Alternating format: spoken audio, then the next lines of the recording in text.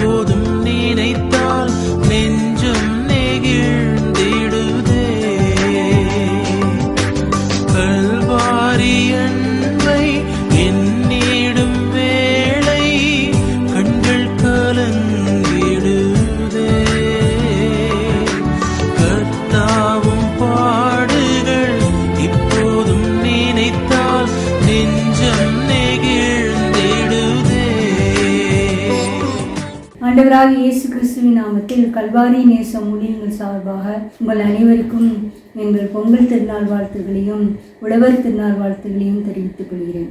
ஏனென்றால் அநேகர் கேட்பார்கள், நாம் கிறிஸ்தவர்கள் பொங்கல் கொண்டாட வேண்டுமா, உழவர் திருநாள் கொண்டாட வேண்டுமா, சூரியனை தான அவர்கள் நமஸ்கரிப்பார்கள் என்று.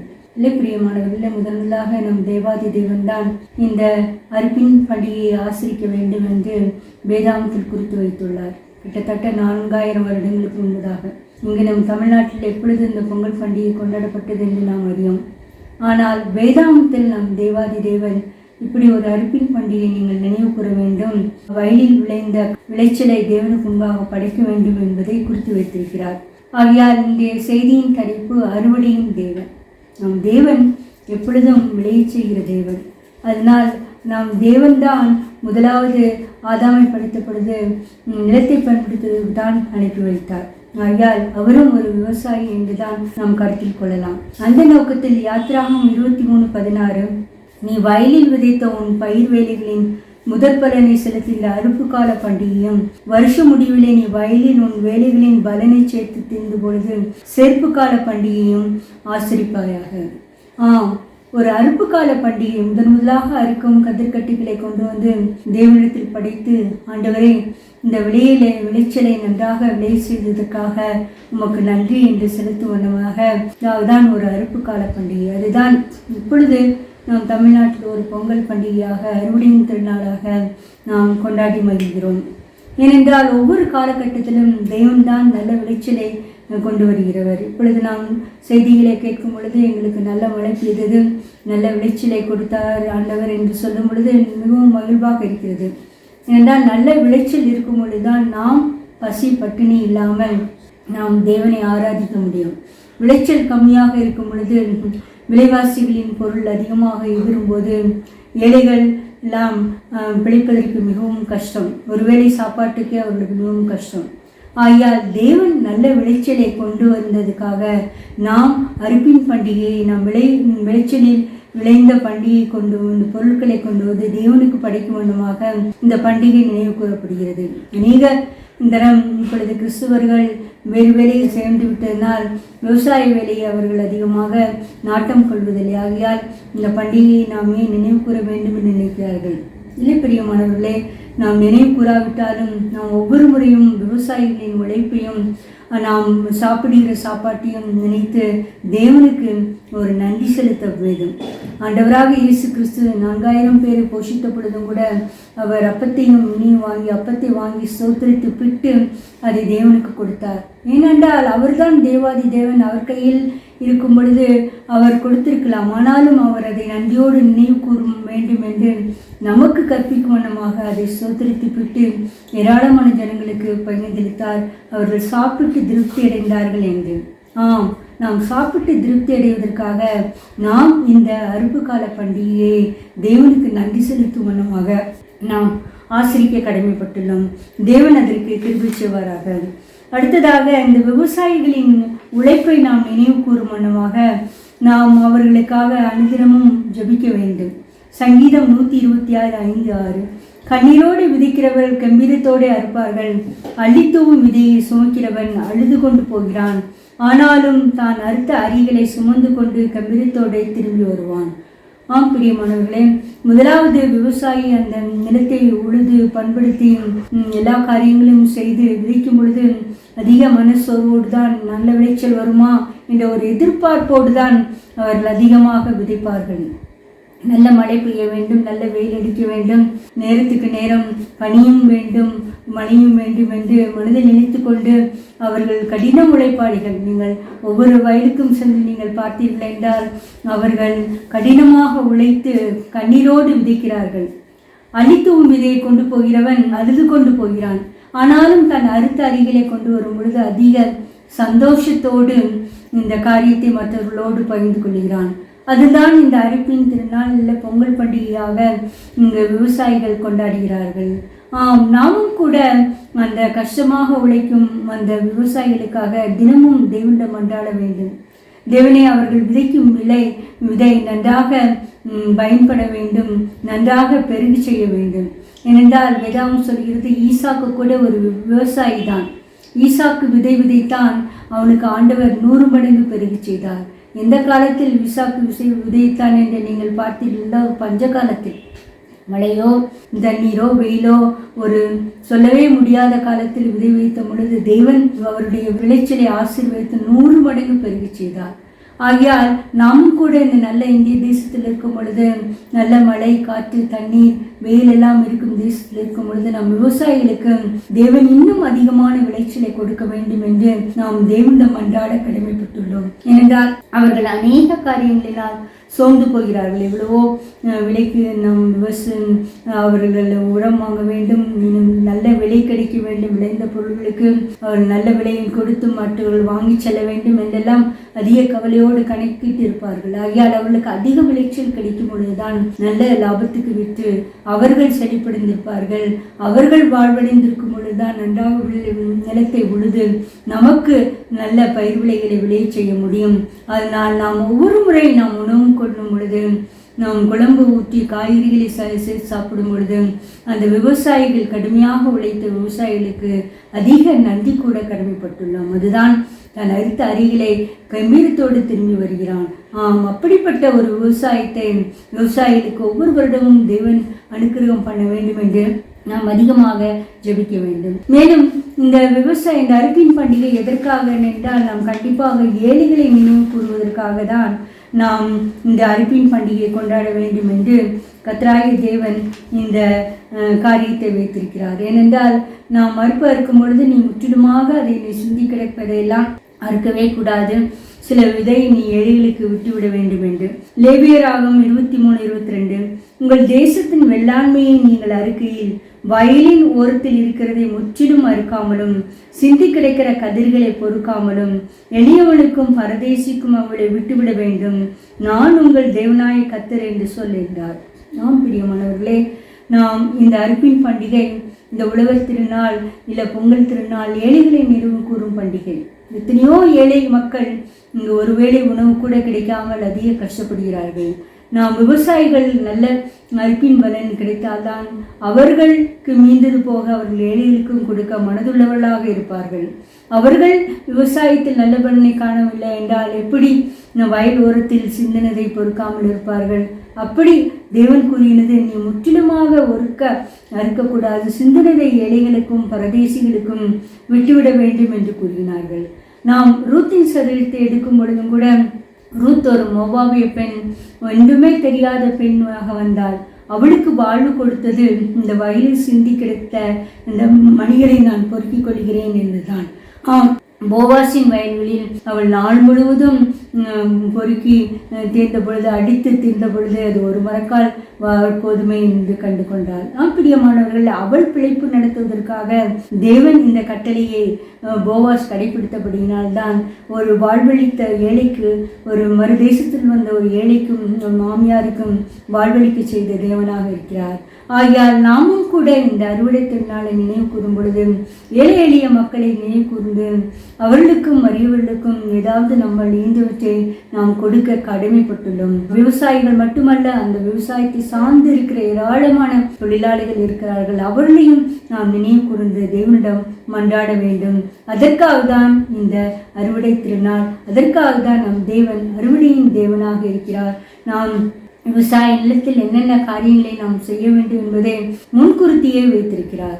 மேலும் இந்த விவசாய காலத்தில் நாம் அதற்கு தேவையான எல்லா காரியங்களும் வேண்டும். ஏனென்றால் அது நல்ல நேரத்தில் மழை பெய்ய வேண்டும், நல்ல சீதோஷண நிலை வேண்டும், பனி வேண்டும், எல்லா காரியமும் வேண்டும். இப்படி 4 கிரமங்கள் 4 காலங்களும் சரியாக இருந்தால்தான் நல்ல விளைச்சலை கண்டு கொடுக்க முடியும். எரேமியா 5:24 நீங்கள் பார்த்தீர்கள் என்றால், அந்தந்த பருவத்திலே எங்களுக்கு மழையையும் முன்மாடியும் பின்மாடியும் கொடுத்து அறுப்புக்கு நியமித்த வாரங்களை எங்களுக்கு தற்காக்கிற எங்கள் தேவனாகிய கர்த்தருக்கு பயந்திருப்போம் என்று அவர்கள் தங்கள் இதயத்தில் சொல்லுகிறதே இல்லை. இங்கு நாம் முக்கியமாக கவனிக்க வேண்டியது, அறுப்புக்கு அந்தந்த பருவத்திலே மழையையும் முன்மாறியும் பின்மாறியும் கொடுக்கிற தேவன். அறுப்புக்கு இவ்வளவு காலம், குறித்த காலம் பிறகுதான் இதை அறுக்க வேண்டும் என்று நினைந்து வைத்திருக்கிறதும் தேவாதி தேவன்தான். 3 மாதங்கள் கழித்து நெல் வருடையோ இல்லை 6 மாதங்கள் கழித்து ஒரு பயிர் அறுவடையோ தேவன் முன் குறித்த காலங்கள். அதை தற்காக்கிற தேவனாய கர்த்தருக்கு நாம் பயந்திருக்க வேண்டும். ஐயா, நாம் ஒவ்வொரு முறையும் நாம் இந்த விவசாய திருநாள், அறுவடை திருநாள் கொண்டாடும் பொழுது, நினைவு கூறும் பொழுது, தேவன் நமக்கு முன்மாறியும் பின்மாறியும் அந்தந்த பருவத்திலே மழையையும் கொடுத்ததுக்காக நாம் தேவாதி தேவனுக்கு நாம் நன்றி செலுத்த கடமைப்பட்டுள்ளோம். ஏனென்றால் அவர்கள் ஏதோ ஒரு தேவதைகளையும் சூரியனை வணங்கினாலும் நாம் இந்த கிறிஸ்தவர்களாகி நாம் இந்த பண்டிகை காலத்தில் நிச்சயமாகவே நாம் தேவனுக்கு நன்றி செலுத்த கடமைப்பட்டுள்ளோம். ஆகையால் முன்மாரியை கொடுக்கிற தேவன், பின்மாரியை கொடுக்கிற தேவன், அந்தந்த காலத்தில் மழை தாழ்ச்சி இல்லாமல் கொடுத்த தேவன். அப்படி இருந்த பொழுதுதான் எந்த பஞ்சகாலமும் இல்லாமல் நமக்கு ஒரு நல்ல விளைச்சலை கொடுக்க தேவனாக இருக்கிறார். ஆகையால் நம்ம செய்தித்தாளையில் கூட பார்க்கும் பொழுது இந்த தடவை ஒரு நல்ல விளைச்சல் தான் இருந்தது என்று அநேகர் சொல்லுவதை நாம் கண்கூடாக கண்டோம். ஆகையால் அந்தந்த காலத்தில் அறுப்புக்கு நியமித்த காலங்கள் முடியும் வரைக்கும் எந்தவித அச்சப்பாடும் இல்லாமல் பயிர்களை காக்கிற தேவனாக இருக்கிறார். ஏனென்றால் பயிர்கள் நாம் பூச்சிகளினால் தொல்லையினாலும், எலிகளால் வரத்தும் தொல்லையினாலும், பருவநிலை மாற்றங்களால் வருகிற தொல்லையினாலும் பயிர்கள் தாக்குப்பிடித்து நினைத்து நம்மளுக்கு பயன் தர வேண்டும். ஆகையால் அப்படிப்பட்ட ஒரு தேவனை நாம் நிச்சயமாகவே நாம் ஸ்தோத்திரித்து நாம் தேவனுக்கு பயந்திருக்க வேண்டும். ஒவ்வொரு முறையும் நாம் எந்த உணவு சாப்பிடுகிறோம் என்பது காரியமல்ல, அந்த உணவை விளைவிக்க செய்த தேவனுக்கும், அதை விளைவித்த விவசாயிகளுக்கும், அந்த விளைவிக்க செய்த தேவன் சரியான காலத்தில் முன்மாறி பின்மாறி மழை இன்னும் அந்த காலம் முடிந்தவுடனே தான் அறுக்க தந்த கிருபைக்காக நாம் தேவனுக்கு ஸ்தோத்திரிக்க வேண்டும். காலம் முடியாதற்கு முன்னே ஒரு அறுவடை செய்தால் என்ன ஆகும்? அது முற்றி இருக்காது. அந்த முற்றாமல் போன பயிர்களை நாம் அழைத்து பிஞ்சாக இருக்கும் பொழுது அது அவருடைய ருசி தராது, எந்த வெளியும் போகாது. ஆகியால் தான் தேவன் பாருங்கள் எவ்வளவு கவனமாக அறுப்புக்கு நியமித்த வாரங்களை எங்களுக்கு தற்காக்கிற எங்கள் தேவனுக்கு ஸ்தோத்திரம். பிரியமானவர்கள், எவ்வளவு அருமையான வசனம். அறுப்புக்கு நியமித்த காலங்களை எங்களுக்கு தற்காக்கிற தேவனே உனக்கு ஸ்தோத்திரம். நல்ல விளைச்சலை கொடுத்ததுக்காக ஸ்தோத்திரம். நாங்கள் கொடுத்த உணவுக்காக ஸ்தோத்திரம். இந்த நாம் அதிகமாக தேவனுக்கும் அதிகாரிகளுக்கும் விவசாயிகளுக்கும் நாம் ஜெபிக்க கடமைப்பட்டுள்ளோம். மேலும் நாம் ஆண்டவராக இயேசு கிறிஸ்து காலத்தில், அறுப்பு காலத்தில் எந்த விதமான சீதோஷணம் நிலவ வேண்டும் என்பதை கூட முன்மாறி வைத்திருக்கிறார். ஏசாயா 18:4 நீங்கள் பார்த்திருக்கும் பொழுது, நான் அமர்ந்திருந்து பயிரின் மேல் காயும் காந்தியுள்ள வெயிலை போலவும் அறுப்பு காலத்து உஷ்ணத்திலே உண்டாகும் பனிமேகத்தை போலவும் என் வாசஸ்தலத்திலிருந்து கண்ணோக்குவேன் என்று கர்த்தர் என்னுடனே சொன்னான். பிரியமானவர், நீங்கள் அறுப்பு காலத்தை பார்த்தீர்களா? சொல்லிட்டு இந்த நெல் பனிக்காலம்தான். பனிக்காலமாக இருந்தாலும் மத்தியான வேளையில் அதிக உஷ்ணமாக இருக்கும். அதை பாருங்களேன், தேவன் அதுதான் நல்லது என்று குறித்து வைத்திருக்கிறார். பயிரின் மேல் பெய்யும் காந்தியுள்ள வெயிலை போலவும். நல்ல விளைச்சல் கிடைக்கிறதுக்கு மழை மட்டுமல்ல, நல்ல வெயில் வேண்டும். நன்றாக வெயில் இருந்துதான் அது வேகமாக வளரும். இல்லை என்றால் வெயில் இல்லாமல் போனால், அது அதிக குளிராக இருந்தால் பயிர்கள் வாடி போகும், கருகி போய்விடும். அது மழையாக இருந்தால் அழுகி போய்விடும். காற்றாக இருந்தால் அதையெல்லாம் சாய்ந்து போய்விடும். ஆகையால் தேவன் சொல்கிறார், பயிரின் மேல் பெய்யும் காந்தியுள்ள வெயிலை போலவும் அறுப்பு காலத்து உஷ்ணத்தில் உண்டாகும் பனி மேகத்தை போலவும். அறுப்பு காலத்தில் ஒரு உஷ்ணமும் வேண்டும், பனியும் வேண்டும். அதுதான் இந்த தை மாதத்தில் நாம் உணர்கிறோம். தை மாதத்தில் தான் இந்த பொங்கல் திருநாளை அநேக விவசாயிகள் கொண்டாடுகிறார். காரணம், இந்த அறுப்பு காலத்துக்கு தேவையான உஷ்ணத்தில் உண்டாகும் பனிமேகத்தை போலவும் வெயிலை போலவும் தேவன் நமக்கு இருக்க வேண்டும். அப்படித்தான் என் வாசஸ்தலத்திலிருந்து என்னை கண்ணோக்குவேன் என்கிறாராம்.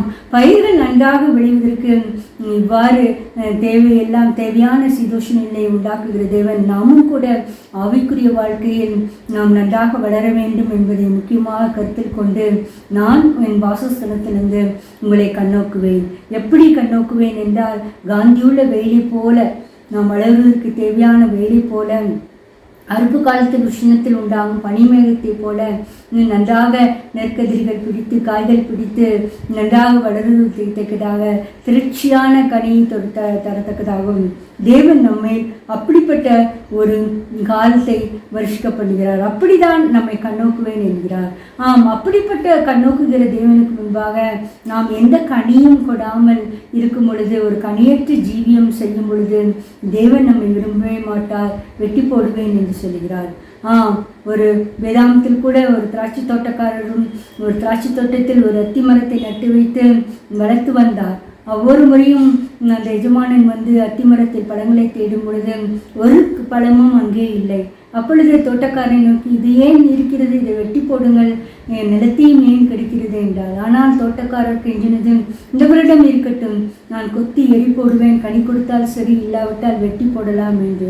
பிரியமானவர்களே, நமக்கு ஏன் ஒரு நல்ல சீதோஷண நிலையை தேவன் கட்டளையிடுகிறார்? பயிர்களுக்கு மட்டுமல்ல, நமக்கும் கூட இந்த மாதிரி தான் நான் உன்னை என்னுடைய ஸ்தலத்திலிருந்து கண்ணோக்குவேன் என்கிறார். எதற்காக?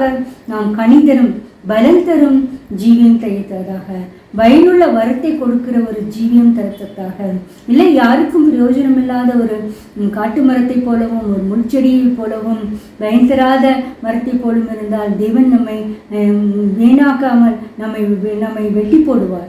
ஆகையால் இதை கவனமாக இருப்போம் பிரியமானவர்கள். நாம் ஒவ்வொரு தரமும் நாம் இந்த அரிப்பின் கால பண்டிகையை நாம் நினைவு கூறும் பொழுது, தேவனே நான் கனி கொடுக்க வேண்டும், நான் பயன் தர வேண்டும், நல்ல நேரத்தில் நிறந்த விதையை போல உடைய வசனத்தை ஏற்றுக்கொண்டு நான் அநேகருக்கு பயன் தரும் கனி தரும் சாட்சியாக இருக்க வேண்டும் என்று நாம் ஜெபிக்க கடமைப்பட்டுள்ளோம்.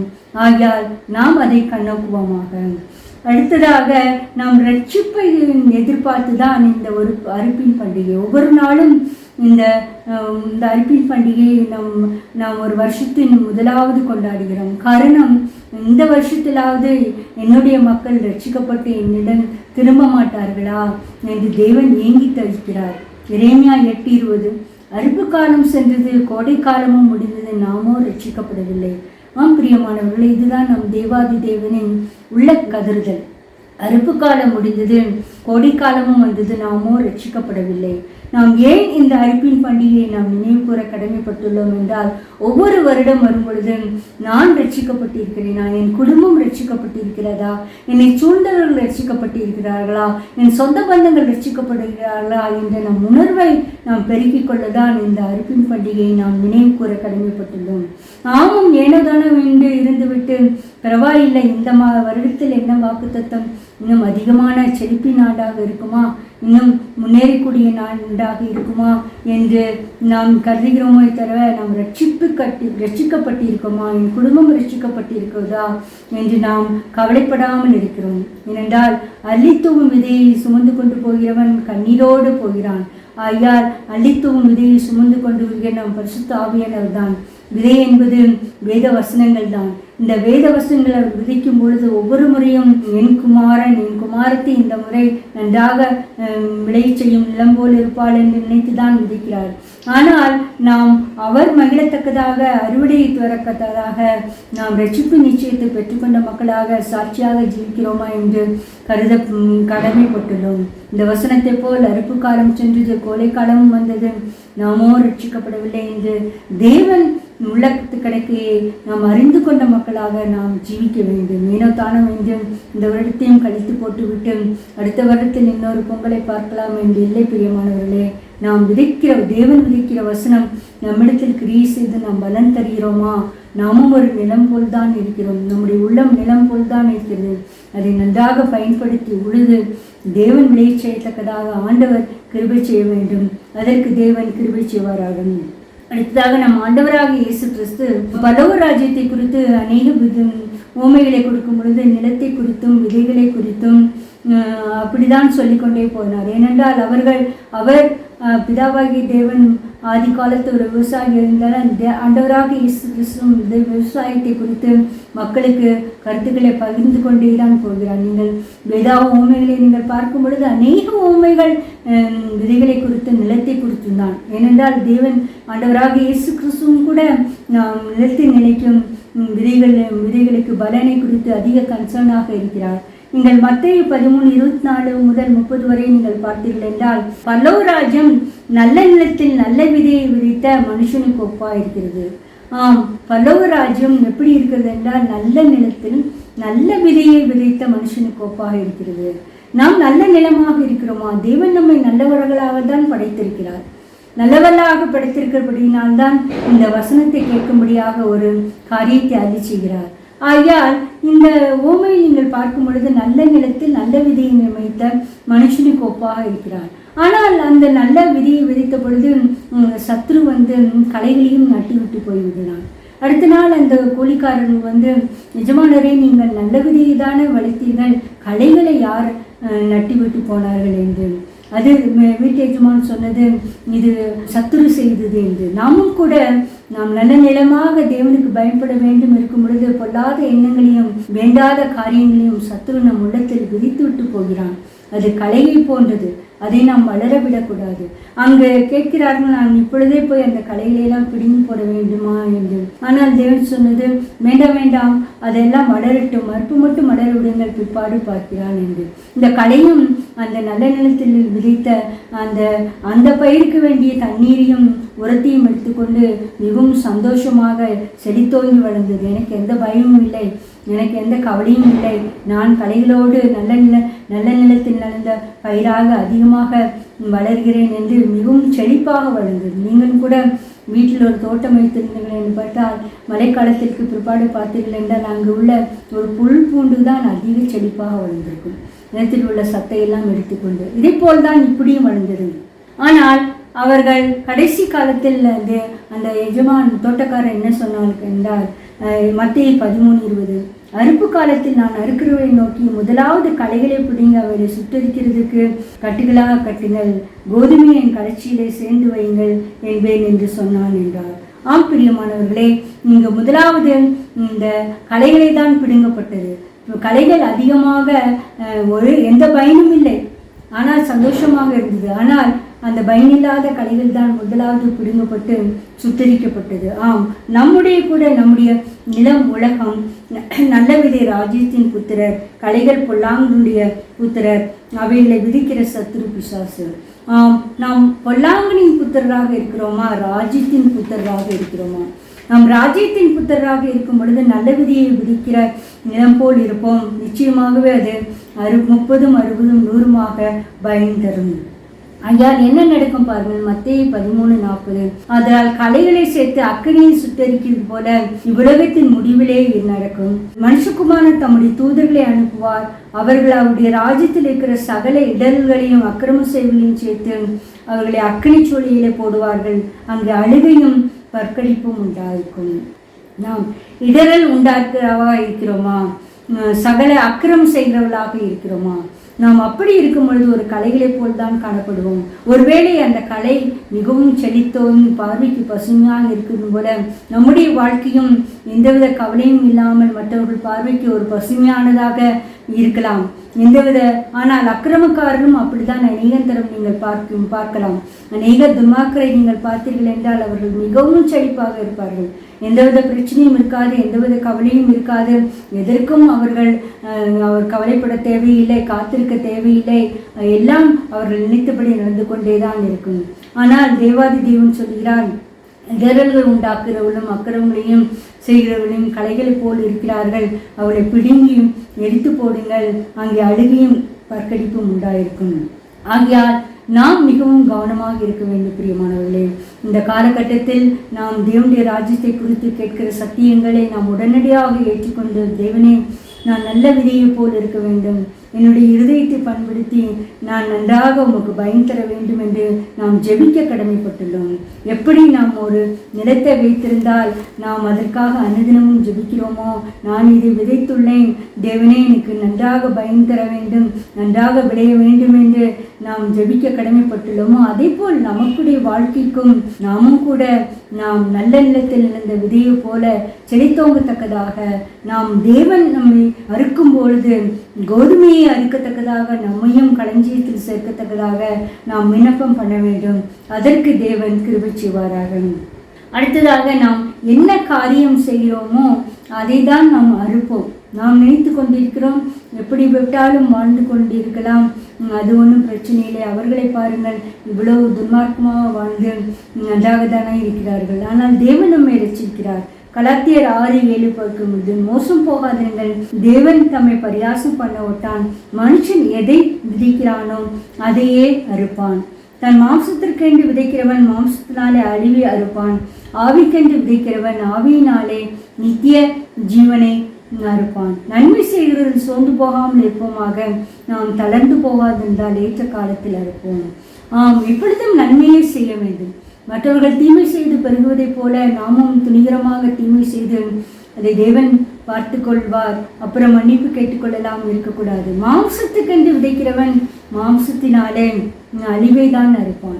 மாம்சத்துக்கு விரோதமான காரியங்களை, கோபம், துர்க்குணம், பொறாமை, சினம், இன்னும் ஏகப்பட்ட காரியங்கள், அந்த மாம்சத்தின் கனிகளை நாம் விதைக்கும் பொழுது அதன் பலனை தான் நாம் அறுப்போம். அதன் பலன் என்றால் மாம்சத்துக்குரிய காரியங்கள், மாம்சத்துக்குரிய வியாதிகளை தான் நாம் அறுப்போம். ஆனால் தேவனுக்கென்று நாம் இருக்கும் பொழுது ஆவிக்கென்று விதைக்கிறவன் ஆவியினாலே நித்திய ஜீவனை பெற்றுக்கொள்வான். நாம் நித்திய ஜீவனை பெற்றுக்கொள்ளும் மக்களாக, நற்கிரியைகளை செய்கிற மக்களாக, நற்கிரியை செய்வதில் நாம் சோர்ந்து போகவே கூடாது. நான் எவ்வளவு காலம் நன்மை செய்து கொண்டே இருக்கிறேன், எனக்கு ஏன் ஒன்றும் வாய்க்க மாட்டேங்கிறது என்றெல்லாம் நினைக்கக்கூடாது. ஏனென்றால் நிலத்தில் விதைத்த விவசாயி நிலத்தில் விதைத்த பின்பு அது அறுவடை மட்டும் காத்திருப்பார். அது 3 மாதமோ 6 மாதமோ. அதுக்கு முன்பாக எந்த காரியமும் அவருக்கு கவலைப்படுவதில் அர்த்தமே கிடையாது. ஏனென்றால் அவருக்கு தெரியும் அறுப்புக்கு நிமித்த காலம் எவ்வளவு என்று. அந்த காலம் வரைக்கும் காத்திருப்பார். அதே போல் நாம் கூட நாம் நற்கிரியில் சொந்து போகாமல் நற்கிரியை செய்வதற்கான ஒரு காலத்தை நியமித்திருக்கிறார். அந்த காலம் மட்டும் நாம் நிச்சயமாகவே சோர்ந்து போகாமல் நாம் நன்மை செய்ய வேண்டும். அப்பொழுது தேவன் நமக்கு நல்ல அறுவடையின் பலனை நம் ஆவிக்குரிய வாழ்க்கையிலும் தருவார், உலக பிரகாரமான வாழ்க்கையிலும் ஒரு செழிப்பான காரியத்தை தருவார். நாம் அடுத்ததாக நம் பார்க்கும் பொழுது, நீங்கள் சங்கீதம் 37 நீங்கள் பார்த்தீர்கள் என்றால் எப்படி பொல்லாதவர்கள் எப்படி இருப்பார்கள் என்றால், சங்கீதம் 37:2 அவர்கள் பிள்ளை போல சீக்கிரமாக அறுப்புண்டு பசும் பூண்டை போல் வாடி போவார்கள். நாம் நன்மை செய்வதில் சோர்ந்து போகாமல் இருக்கும் பொழுது, துன்மார்க்கள் அதிகமாக துன்மார்க்கத்தில் பிழைத்திருக்கும் பொழுது அவர்கள் பசும்பூண்டை போல வாடி போவார்கள், சீக்கிரமாய் அறுப்புண்டு போவார்கள். புல் எப்படி சீக்கிரமாய் அறுப்புண்டு போகப்படுகிறதோ அதே போல் அறுப்புண்டு போவார்கள். பிரியமானவர்களே, சங்கீதம் 37:24 பார்க்கும் பொழுது, நீ கர்த்தருக்கு காத்திருந்த அவருடைய வழியை கைக்கொள், அப்பொழுது நீ பூமியை சுதந்திரத்துக் கொள்வதற்கு அவர் உன்னை உயர்த்துவார், துன்மார்க்கர் அறுப்புண்டு போவதை நீ காண்பாய். நாம் கர்த்தருக்கு காத்திருந்த நன்மையே செய்ய வேண்டும். அவருடைய வழிகளையே கை கொள்ளும் பொழுது நிச்சயமாக நம்மை பூமியை சுதந்திரத்துக் கொள்வதற்கு அவர் நம்மை உயர்த்துவார். நாம் துன்மார்க்கரின் வழியை கற்றுக்கொள்ளாமல் நாம் பொறுத்திருந்து பார்க்கும் பொழுது அவர்கள் முற்றிலுமாக அறுப்புண்டு போவார்கள். கடைசியாக நாம் உலகத்தின் முடிவுத்துக்கும் ஒரு கடைசி அறுவடை அனைத்து மக்களுக்கும் ஆயத்தமாக்கப்பட்டிருக்கிறது. வெளிப்படுத்தல் 14:15 பார்த்தீர்கள் என்றால், அப்பொழுது வேறொரு தூதன் தேவாலயத்திலிருந்து புறப்பட்டு மேகத்தின் மேல் உட்கார்ந்திருக்கவே நோக்கி, பூமியின் பயிர் முதிர்ந்தது, அறுக்கிறதற்கு காலம் வந்தது, ஆகையால் உம்முடைய அரிவாளை நீட்டி அறுத்துவிடும் என்று மிகுந்த சத்தமிட்டு சொன்னான். அப்பொழுது மேகத்தின் மேல் உட்கார்ந்தவர் தமது அரிவாளை பூமியின் மேல் நீட்டினார், பூமியின் விளைவு அறுப்புண்டது.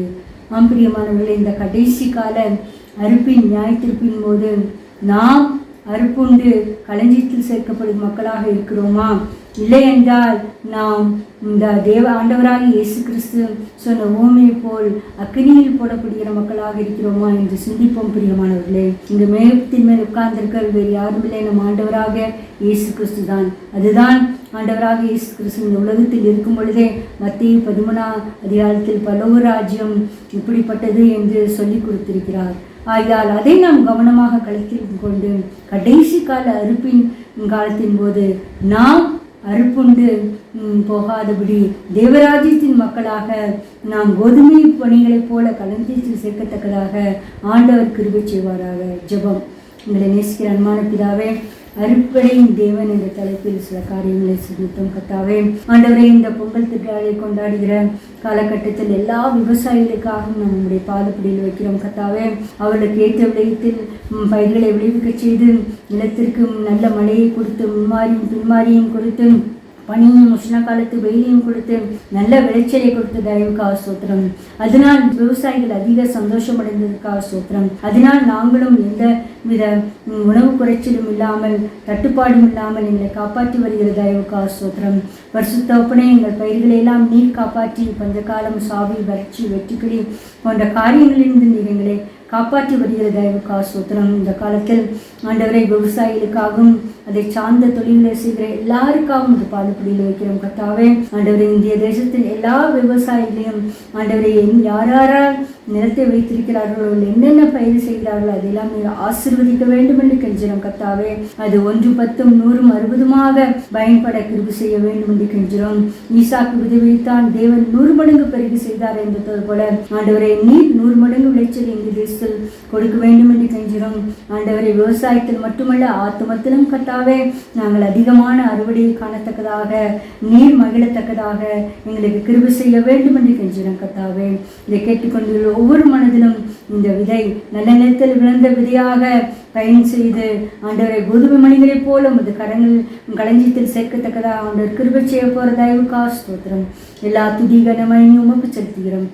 இரட்சகரும் மீட்பருமாகிய இயேசு கிறிஸ்துவிடம் வேண்டிக் கொள்கிறோம் பிதாவே, ஆமென்.